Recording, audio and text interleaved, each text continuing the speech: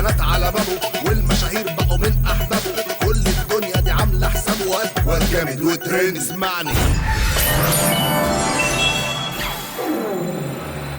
واد جامد وترند.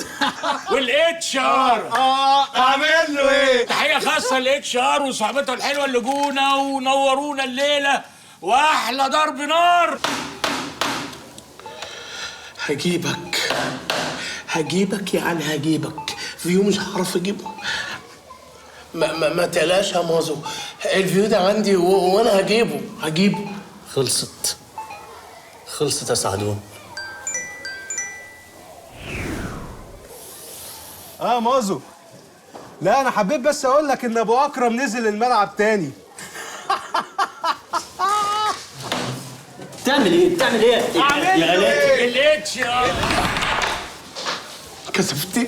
يو يا اسراء بقى، خلاص بقى، خلصنا. ايه ده؟ شوشو عندنا اهو، بتعمل لنا فطار كمان؟ مش ممكن. صباح الفل يا احلى شوشو في الدنيا. صباح الجمال يا حبيبي، الأغنية تحفة، واللي اسمه البسيوني ده عنده قبول مش طبيعي. بسيوني ايه ده مالت؟ سبتي الغنى وبصي على بسيوني يا حماتي، ايه ده؟ يعني ايه؟ انا مش فاهمه فيديو ايه اللي عايزينك تعمله في الشغل. انا شغاله معاك في نفس الفندق ومحدش طلب مننا حاجه. جرايه يا ايسو، ما انا قلت لك الفيديو ده تبع المديرين، حاجه ليها علاقه بالمديرين، مش هتوصل لك اصلا. وبعدين قدام حماتي اهو، احنا مش متفقين اول ما اتجوزنا نفصل ما بين البيت والشغل؟ طب خلاص، ينفع اسالك اول ما نوصل الشغل؟ الايه؟ الشغل. ها؟ صح. طب خلاص، هروح اجهز بقى عشان الحق الشغل. الايه؟ الشغل. ها؟ اها. طيب انا مش هلحقكوا على الفطار بقى عشان اتاخرت جدا على الشغل. ليه؟ ها؟ ليه؟ خلاص بقى اتاخرت وخلاص، باي باي. وسيم متغير معايا قوي يا ماما. بس اللي اسمه البسيوني ده عنده قبول مش طبيعي.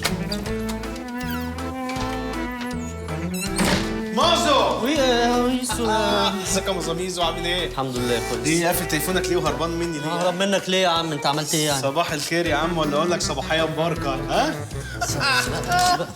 خير كبلوزر. مبروك يا ويسو، اديت طبعا اداء محترم يعني على قد امكانياتك، ودرس ليا ان عمري ما استهتر بالخصم حتى لو كان حمار زيك. طب بمناسبه الحمار بقى، كل برسيم وانسى اللي حصل لك من وسيم. عن ابو دمك. بقول لك يا وسيم، في حاجه غريبه جدا. ايه؟ الراجل ده ازاي عارف تحركاتنا بسرعه كده؟ انت ما حسيتش انه مراقبنا؟